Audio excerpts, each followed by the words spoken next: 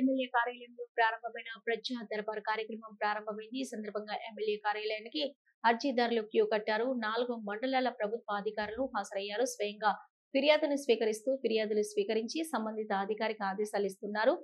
Tiruvuru MLA Kolakapudi Srinivasarao.